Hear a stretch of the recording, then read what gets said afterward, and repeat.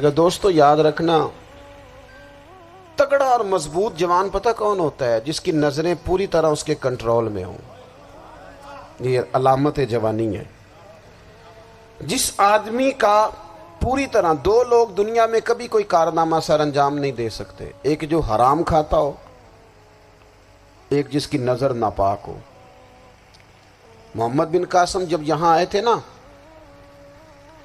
تو ایک دن بڑے پریشان تھے، تو ایک بزرگ کہنے لگے آپ کیوں پریشان ہیں؟ کہنے لگے راجہ دہر سے مقابلہ ہے اور ہماری فوج تو سندھ کے رستے بھی نہیں جانتی، زبان بھی نہیں جانتی، لڑیں گے کیسے؟ 2-4 دن کے بعد ان بزرگوں کی دوبارہ محمد بن قاسم سے ملاقات ہوئی تو بڑے خوش تھے۔ کہا اب آپ کیوں خوش ہیں؟ کہنے لگے وہ میرا مقابلہ نہیں کر سکتا، میں نے تحقیق کر لی ہے۔ کہا کیوں؟ کہنے لگے نظر کا گندہ ہے، اور جو نظر کے گندے ہوتے ہیں وہ میدانوں میں ٹھہرا نہیں کرتے۔ میدان کے لیے نکلنے کے لیے پاک جوانی کی ضرورت ہوتی، تطہیر مزاج ہونا ضروری ہوتا ہے، پاکیزہ افکار اور سچی اور سچی ستھری سوچوں کا ہونا ضروری ہوتا ہے۔ اس لیے فرمایا کہ میرا مقابلہ نہیں کر سکتا۔ حضرت عبداللہ بن حذافہ کمرے میں تھے تو وزیر کی بیٹی اندر سجی سنوری پہنچ گئی۔ جیسے ہی آپ نے اس کفر کی چال کو دیکھا تو تیمم کر کے نفل شروع کیے۔ وہ ساری رات بیٹھی رہی، رب کا بندہ ساری رات عبادت کرتا رہا۔ عبادت بڑا سہارا ہے، مصلی بڑا سہارا ہے اللہ کے بندوں۔ صبح دروازہ کھولا، وزیر نے اپنی بچی سے پوچھنا چاہتا تھا رزلٹ کیا نکلا، تو وہ کہنے لگی پیچھے ہٹ جا، اب تیرا میرا تعلق کوئی نہیں، میں نے نبی پاک کا کلمہ پڑھ لیا۔ اس نے کہا میں نے بھی زمانہ دیکھا ہے، پر یہ کیا لوگ ہیں، کستوری کے بنے ہوئے، سندل سے دھلے ہوئے، کہ میں ساری رات کمرے میں رہی اور 100 اور 1000 آدمی جس جوان کا مقابلہ نہ کر سکے، اتنا طاقتور جوان کمرے میں رہا اور اسے نظر اٹھا کے نہ دیکھا۔ او کچا رنگے للاری والا جڑا چڑھدا تے لیندا رہندا ہے، اے عشق تیرے دا رنگ محمد چڑھیا پھر نہیں لیندا۔ میں کہا ایک دفعہ نظر اٹھا کے نہیں دیکھا، کمال ہو گئی۔ اتنے بڑے لوگ، اتنی بڑی سعادت مندی، فیروز بختی، معاملہ فہمی حد ہو گئی۔ اللہ اکبر۔ دوستو بادشاہ جب پوری طرح ہار گیا نا، اس نے کہا مار دو۔ تیل گرم کیا ایک کڑاہی میں، اور جب آپ کو اس میں ڈالنے لگے تو آپ کی آنکھوں میں آنسو آ گئے۔ بادشاہ کا خیال ہوا شاید نرم ہو گئے ہیں، کہنے لگا روئے کیوں؟ فرمانے لگے سوچتا ہوں جان ہی ایک ہے، کتنا مزہ ہے اس کی راہ میں جان دینے کا، کتنی لذت ہے اس کے نام پر مرنے میں، کتنا لطف ہے۔ جے تو چڑھیا اتے دار بھی نہیں تے جے تو وکیا عشق بازار بھی نہیں، تے ایڈا سستا سودا پیار بھی نہیں، تے ایڈا سستا لبدا یار بھی نہیں۔ کئی جنگل گانے پیندے نہیں، کئی دوزخ لنگنے پیندے نہیں، جے وہ اس ملوں بھی مل جاوے، ایدوں سستا ہور بپار بھی نہیں۔ تے کچھ سمجھ نہ آوے لوکاں نوں وہ کادے نال شہید کرے، ڈٹھی یار دے ہاتھ تلوار بھی نہیں، پر او دا خالی جاندہ وار بھی نہیں۔ کہنے لگے ایک جان ہے نا، تو دل کرتا ہے ہزاروں ہوتی تو ایک ایک کر کے محبوب کے نام پہ قربان کرتا، جب میرے پاس ہے ہی ایک، کروں کیا؟ حضرت عبداللہ ابن حذافہ رضی اللہ تعالیٰ عنہ جب روئے اور بادشاہ نے یہ بات سنی تو بادشاہ اٹھ کے کھڑا ہو گیا، سارے وزیروں مشیروں کو کہنے لگا تم نے کہا تھا نا بندہ ضائع کرنے والا نہیں، یہ بھی ضائع کرنے والا نہیں۔ کہنے لگا میرا ماتھا چومو، تم جیسے لوگوں کو قتل نہیں کرنا چاہیے، آزاد کرنا چاہیے۔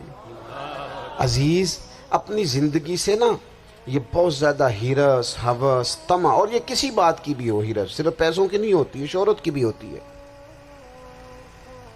یہ بیماری انسان کو اقتدار کی بھی ہوتی ہے، تعریف کی بھی بیماری ہوتی ہے، یہ سارے نقص ہوتے ہیں لوگوں کو، اور معاذ اللہ بعض جبوں کبوں کے اندر بھی ہوتے ہیں، وہاں بھی پنپتے ہیں۔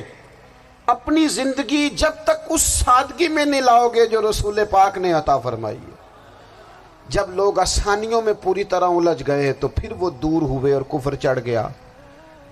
دوسری بات، اللہ کے محبوب صلی اللہ تعالی علیہ وسلم کی محبت ہم سے تقاضا کرتی ہے کہ ہم اس مشن کے لیے کام کریں جس مشن کے لیے رسول پاک نے کام فرمایا ہے۔ ہم سارے کام بڑی مضبوطی سے، سوچ سمجھ کے، تدبر سے، حکمت سے، تقاضوں کو مد نظر رکھتے ہوئے کرتے ہیں سارے کام۔ دین کے کام میں ہمارا مزاج نہیں ہوتا، او ہو جائے گا جی، آپ بسم اللہ پڑھیں جی، شروع کریں جی۔ آپ تقاضوں کو سمجھیں، چیزوں کو دبائیں نہیں، چیزوں پر غور کریں۔ کسی کے ذہن کی سطح پر سوال ابھرتا ہے، اس کا تسلی بخش جواب دیں۔ اپنی زندگی میں دین کے کام کے لیے اپنے آپ کو وقف کریں، اور دین کے کام کے بہت سارے پہلو ہیں۔ ہزاروں لوگوں کو قرآن پاک ٹھیک پڑھنا نہیں آتا، ہزارہ لوگ ہیں جو قرآن مجید کے مطالب سے آگاہ نہیں ہیں، دین کی بنیادی ضروریات سے لوگ نابلد ہیں۔ میں آپ کو کس طرح یہ بات سمجھاؤں کہ ہزاروں کی تعداد میں طلاقیں اس لیے ہوتی ہیں کہ مردوں کو طلاق کے مسئلے نہیں آتے، انہیں پتہ نہیں ہے کہ مجھے حقوق زوجین کے معاملے میں کیسے چلنا ہے۔ ڈھیر سارے گھروں میں تباہی اس لیے ہے کہ تربیت اولاد کا دینی منہج ہمیں نہیں پتا۔ اپنا حصہ ملائیں دین کے کام میں۔ ایک آدمی کو اگر تو نمازی کرنے میں کامیاب ہو گیا، تیری زندگی بدل گئی۔ وہ دین بیزار لوگ جو ہمارے بیچ بیٹھ کے ہماری نوجوان نسل کو پگڑی اور داڑھی کا نام لے کے بنیادی طور پر دین سے دور کرتے، ایسے نوجوانوں کو دین کا پیغام محبت دے کر دین کے قریب کرنا ہماری ڈیوٹیوں کا حصہ ہے۔ ہمیں ذمہ داری کا احساس کرنا پڑے گا، ہمیں یہ خاص قدم اٹھانا پڑے گا، توجہ دینی پڑے گی۔ مساجد، مدارس، میں آپ سے عرض کروں، اتنی ڈٹ کے مخالفت ہوتی ہے نا مدرسوں کی، اتنی ڈٹ کے۔ میں ادارہ چلاتا ہوں، اس کے چلانے میں جو مشکلات ہیں وہ تو ہم بتا نہیں سکتے آپ کو، اس لیے کہ میری قوم، میرا اس قوم سے تعلق ہے جو نعت خواں امیر کرنا چاہتی ہے، مدرسے نہیں۔ ہاں، نقیب خطیب پیدا کرنا چاہتی ہے، شعر و شاعری کی زندگی کو پروان چڑھانا چاہتی ہے۔ فقط ہمارا ان لوگوں سے تعلق ہے جو لاکھوں کروڑوں روپیہ محافل پہ لگائیں گے، اور قاری صاحب بیچارے اگر مسجد کا کوئی ہونے والا کام کسی وقت بتا دیں گے تو وہ بڑی مشکل آ جائے گی ان کے لیے۔ یہ کیسے ہو سکتا ہے، آپ نے یہ ڈیوٹی بتا دی؟ مدارس، اور جتنا اہم رول دین کو پھیلانے میں مدارس اسلامیہ کا ہے، اتنی زبردست۔ لوگوں کا خیال ہوتا ہے میری طرح کے لوگ شاید کام کرتے ہیں، ڈیوٹی کرتے ہیں۔ یہ 10-15 لوگ آپ کو نظر آتے ہیں جو آپ کو کہیں میڈیا پر یا ادھر ادھر ڈیوٹی کرتے، مخلص لوگ اپنی جگہ پہ، وہ بھی بڑا ہی کام کر رہے ہیں، جو میڈیا پہ آ کے بھی اخلاص سے اور درد دل سے کو دین کی، ان کی بھی کسی بات کی حوصلہ شکنی نہیں۔ لیکن ہزارہ اساتذہ جو مدارس میں بیٹھ کے پڑھاتے ہیں، جنہوں نے وہ سارے لوگ تیار، آپ سمجھ نہیں سکتے کتنا بڑا کام۔ حفظ کا استاد جو ہوتا ہے نا، اس کی ڈیوٹی 24 گھنٹے ہوتی ہے، فجر سے پہلے، اور اس نے بچوں کو اٹھانا ہے۔ تنخواہ تو ہم انہیں دینا نہیں نہ چاہتے جی، تنخواہ نہیں دے دی انہوں نے، ہمیں مولوی امیر نہ ہو جانا۔ مولوی نو تے سوٹ بھی 27ویں والی رات دے ہے تاکہ کدھر سوان کے عید والے دن پا نہ لوے، چونکہ 27ویں تو بعد تے درزی پھڑتا ہی کوئی نہیں، کیوں حضرت؟ ایسا ہی ہے نا، اس وقت تو نہیں نہ لیتا۔ تو ہم چاہتے ہیں مولوی ہماری مرضی کے ہماری طرح کا سوٹ نہ پہن لے۔ مدارس کی مضبوطی، آپ یہ دیکھ لیں، یہ صلاح الدین ایوبی کا تعلق بھلا کس چیز سے تھا؟